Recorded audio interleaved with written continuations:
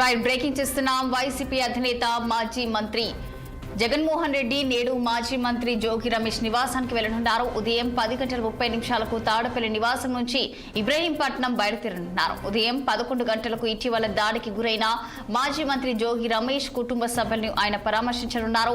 YS Jagan పర్యటన నేపథ్యంలో పోలీసులు ట్రాఫిక్ ఆంక్షలు విధించారు. విజయవాడ నగరంలో నుంచి జగన్ కాన్వాయ్ వెళ్తే మార్గంలో ట్రాఫిక్ సమస్యలు తలెత్తకుండా చర్యలు చేపట్టారు. దీంతో వెస్ట్ బైపాస్ మీదుగా వెళ్లాలని పార్టీ కార్యాలయ ప్రతినిధులకు నగర సిపి రాజశేఖర్ నోటీసులు ఇచ్చారు.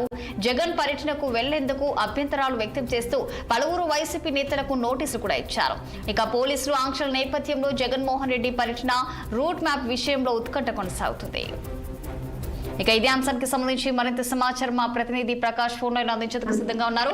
చెప్పండి ప్రకాష్, మరి ప్రస్తుతం వైసీపీ అధినేత మాజీ ముఖ్యమంత్రి జగన్మోహన్ రెడ్డి అయితే ఈ రోజు మాజీ మంత్రి జోగి రమేష్ నివాసానికి వెళ్ళినట్టు కూడా తెలుస్తుంది. మరి దీనికి సంబంధించిన పూర్తి డీటెయిల్స్ ఏంటి? థ్యాంక్ యూ రచన. ఎన్టీఆర్ జిల్లా ఇబ్రహీంపట్నం మాజీ మంత్రి జోగి రమేష్ నివాసం జరిగిన దాడి చోటు చేసుకున్న పరిణామాల నేపథ్యంలో వైఎస్ఆర్ కాంగ్రెస్ పార్టీ అధినేత వైఎస్ జగన్మోహన్ రెడ్డి ఇబ్రహీంపట్నం పర్యటించనున్నారు. పర్యటన నేపథ్యంలో ఇటీవల నారా లోకేష్ పై జోగి రమేష్ చేసిన వ్యాఖ్యల నేపథ్యంలో ఇబ్రహీంపట్నంలో ఆయన నివాసంలో కొందరు దాడికి దిగారు. ఈ దాడిలో ఇంటి ఫర్నిచర్ ధ్వంసం కావడంతో పాటు నిప్పు పెట్టినట్టు ఆరోపణలు కూడా వచ్చాయి. ఈ ఘటన జరిగిన సమయంలో జోగి రమేష్ ఇంట్లో లేనప్పటికీ ఆయన తండ్రి మరియు కుటుంబ సభ్యులు అక్కడే ఉన్నారు. బాధితులకు సంఘీభావం తెలపడానికి జగన్ ఈ రోజున పర్యటన చేపట్టారు. జగన్మోహన్ రెడ్డి ఇబ్రహీంపట్నంలోని జోగి రమేష్ నివాసానికి చేరుకుని ధ్వంసమైన ఇంటిని స్వయంగా పరిశీలిస్తారు. దాడి సమయంలో ఇంట్లో ఉన్న జోగి రమేష్ తండ్రి మరియు భార్య ఇతర కుటుంబ సభ్యులు కలిసి వారికి మనోధైర్యాన్ని కల్పిస్తారు.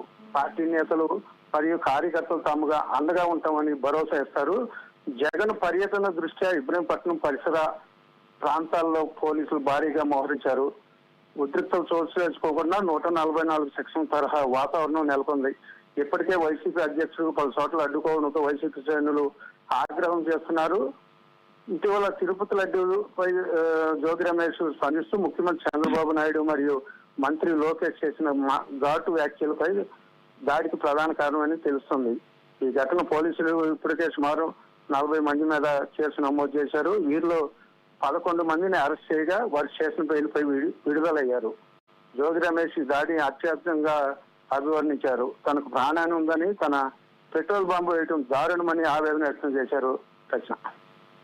ప్రస్తుతం అయితే జగన్ పర్యటనకు వెళ్లేందుకు కూడా మరి అభ్యంతరాలు వ్యక్తం చేస్తూ మరి పలువురు వైసీపీ నేతలకు కూడా నోటీసులు కూడా ఇచ్చినట్టు కూడా తెలుస్తుంది. మరి దీనికి సంబంధించిన డీటెయిల్స్ ఏంటి?